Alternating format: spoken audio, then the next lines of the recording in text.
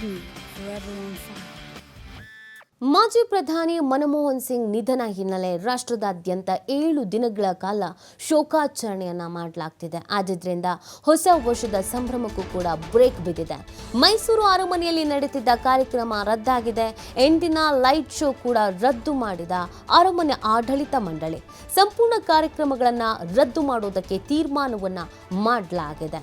ಮಾಜಿ ಪ್ರಧಾನಿ ಮನಮೋಹನ್ ಸಿಂಗ್ ನಿಧನದ ಹಿನ್ನೆಲೆಯಲ್ಲಿ ರಾಷ್ಟ್ರದಾದ್ಯಂತ 7 ದಿನಗಳ ಕಾಲ ಶೋಕಾಚರಣೆಯನ್ನು ಅನೌನ್ಸ್ ಮಾಡಲಾಗಿದೆ. ಆ ಹಿನ್ನೆಲೆಯಲ್ಲಿ ಹೊಸ ವರ್ಷದ ಸಂಭ್ರಮಕ್ಕೂ ಕೂಡ ಬ್ರೇಕ್ ಬಿದ್ದಿದೆ. ಮೈಸೂರು ಅರಮನೆಯಲ್ಲಿ ನಡೀತಾ ಇದ್ದಂಥ ಕಾರ್ಯಕ್ರಮವನ್ನು ರದ್ದು ಮಾಡಲಾಗಿದೆ. ಎಂದಿನ ಲೈಟ್ ಶೋ ಕೂಡ ರದ್ದು ಮಾಡಿ ಅರಮನೆ ಆಡಳಿತ ಮಂಡಳಿ ಇದೀಗ ಸೂಚನೆಯನ್ನು ನೀಡಿದೆ. ಅದರ ಜೊತೆಗೆ ಸಂಪೂರ್ಣವಾದಂಥ ಕಾರ್ಯಕ್ರಮಗಳನ್ನು ಕೂಡ ರದ್ದು ಮಾಡುವಂಥ ತೀರ್ಮಾನವನ್ನು ಕೈಗೊಳ್ಳಲಾಗಿದೆ ಅನ್ನೋದ್ರ ಬಗ್ಗೆ ಮಾಹಿತಿ ಸಿಗ್ತಾ ಇದೆ. 7 ದಿನಗಳ ಕಾಲ ರಾಷ್ಟ್ರದಾದ್ಯಂತ ಎಲ್ಲ ಕಡೆಯಲ್ಲೂ ಯಾವುದೇ ಕಾರ್ಯಕ್ರಮಗಳು ವಿಜೃಂಭಣೆಯಿಂದ ಮತ್ತು ಸಕಲ ಸರ್ಕಾರಿ ಕಾರ್ಯಕ್ರಮಗಳಂತೂ ಸಂಪೂರ್ಣವಾಗಿ ರದ್ದು. ಶೋಕಾಚರಣೆಯ ಹಿನ್ನೆಲೆಯಲ್ಲಿ ಅವರಿಗೊಂದು ಗೌರವವನ್ನು ಸಲ್ಲಿಸಬೇಕು ಅನ್ನುವಂಥ ಹಿನ್ನೆಲೆಯಲ್ಲಿ ಈ ಒಂದು ಶೋಕಾಚರಣೆಯನ್ನು ಅನೌನ್ಸ್ ಮಾಡಲಾಗಿದೆ. ಆ ಕಾರಣಕ್ಕಾಗಿ ಈ ಹೊಸ ವರ್ಷದ ಆಚರಣೆಯ ಸಂಭ್ರಮದಲ್ಲಿದ್ದಂಥ ಕೆಲವೊಂದಷ್ಟು ಕಾರ್ಯಕ್ರಮಗಳನ್ನು ಇದೀಗ ರದ್ದು ಮಾಡಲಾಗಿದೆ. ಪ್ರಮುಖವಾಗಿ ಮೈಸೂರು ಅರಮನೆಯಲ್ಲಿ ಲೈಟ್ ಶೋ ಅನ್ನು ಅರೇಂಜ್ ಮಾಡಲಾಗಿತ್ತು, ಅದನ್ನು ಕೂಡ ರದ್ದು ಮಾಡಲಾಗಿದೆ. ಹಾಗೆಯೇ ಬೇರೆ ಬೇರೆ ಕಾರ್ಯಕ್ರಮಗಳನ್ನು ಹಮ್ಮಿಕೊಳ್ಳಲಾಗಿತ್ತು, ಆ ಎಲ್ಲ ಕಾರ್ಯಕ್ರಮಗಳನ್ನು ಕೂಡ ಮುಂದೂಡಲಾಗಿದೆ. ಸೊ 7 ದಿನಗಳ ನಂತರ ಮಾಡುವ ಸಾಧ್ಯತೆಗಳಿದೆ. ಅದಕ್ಕೊಂದು ಡೇಟನ್ನು ನಿಗದಿ ಮಾಡಬೇಕಾಗತ್ತೆ. ಸೊ ಇವತ್ತಂತೂ ಯಾವ ಕಾರ್ಯಕ್ರಮವೂ ಇರೋದಿಲ್ಲ ಅನ್ನೋದ್ರ ಬಗ್ಗೆ ಈಗ ಮಾಹಿತಿಯನ್ನು ನೀಡಲಾಗ್ತಾ ಇದೆ.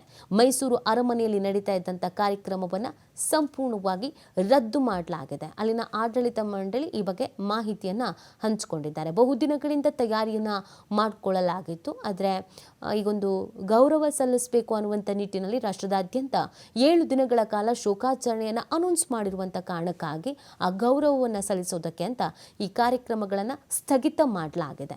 ಮುಂದಿನ ದಿನಗಳಲ್ಲಿ ಈ ಕಾರ್ಯಕ್ರಮ ನೆರವೇರಿಸಬಹುದು. ಅದಕ್ಕೊಂದು ದಿನಾಂಕವನ್ನು ನಿಗದಿ ಮಾಡ್ತಾರೆ. ಅದು ಅಧಿಕೃತವಾಗಿ ಘೋಷಣೆ ಆಗಬೇಕಾಗಿದೆ. ಸದ್ಯಕ್ಕೆ ಇವತ್ತು ಮತ್ತು ಮುಂದಿನ ದಿನಗಳಲ್ಲಿ ಈ 7 ದಿನಗಳಿಗೇನಿದೆ ಈ ಎಲ್ಲ ದಿನಗಳಲ್ಲೂ ಕೂಡ ಈ ಎಲ್ಲ ಕಾರ್ಯಕ್ರಮವನ್ನು ಮುಂದೂಡಲಾಗಿದೆ ಅನ್ನೋದ್ರ ಬಗ್ಗೆ ಮಾಹಿತಿ ಸಿಗ್ತಾ ಇದೆ.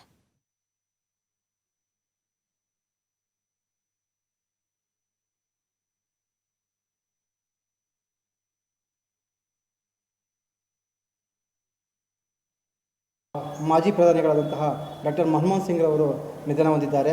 ಅದರ ಪ್ರಯುಕ್ತ ಇವತ್ತು ಮತ್ತು ನಾಳೆ ಏನು ನಮ್ಮದು ಅರಮನೆ ಲೈಟ್ ಶೋ ಇತ್ತು 7ರಿಂದ 10 ಗಂಟೆವರೆಗೂ, ಅದನ್ನು ರದ್ದುಪಡಿಸಿದ್ದೀವಿ. ಹಾಗೆ ನಮ್ಮ 31ನೇ ತಾರೀಕು ಹೊಸ ವರ್ಷನ ಬರ್ಮಾಡ್ಕೊಡ್ತಾ ಇದ್ವಿ.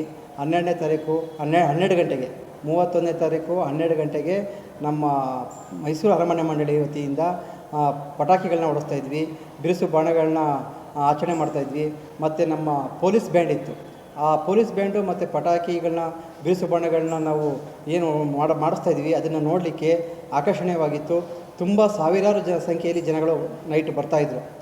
ಈ ಕಾರ್ಯಕ್ರಮ ನಾವು ನಮ್ಮ ಮಾಜಿ ಪ್ರಧಾನಿಗಳ ಶೋಕಾಚರಣೆ ಪ್ರಯುಕ್ತ ಅದನ್ನು ರದ್ದುಪಡಿಸಿದ್ದೀವಿ.